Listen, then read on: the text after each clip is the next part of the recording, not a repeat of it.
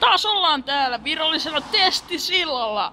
Tänään testissä Lidin tällainen suklaapirtelö, mikä on näitä Lidin Amerikan tuotteita. Miltähän tämäkin maistuu. Ravistellaan vähän ensin tossa noin Tässä lukee, että ravistetta. Voin kai sitä vähän voi ravistella siinä. Mutta tosiaan, katsotaan mitä saippaa täällä lukee. Niin että täällähän on ravistettava hyvin ennen käyttöä, pakattu painon mukaan. Pakkauksessa on tyhjää tilaa ravistamista varten. Säilytys alle +8, parasta ennen, katso kansi. Joo, että tällaista.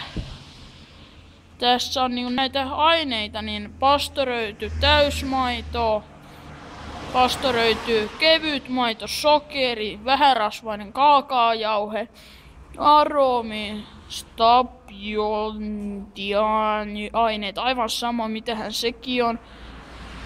Niin myöskin on näköinen kerageenia, korboksimetyyliseusta. Löytyy ja valmistusmaa on Saksa, että kauanhan tääkin on niin laivassa jo sitten ollut, kun tää on tuotu.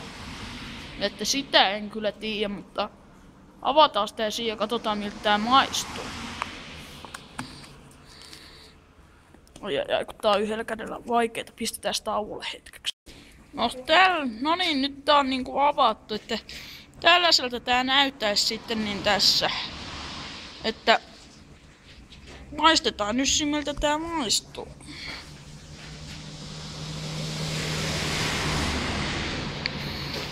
Ihan hyvä tällaiseksi 90 sentin pirtelöksi, että silleen, oisko niin ihan niinku silleen maku on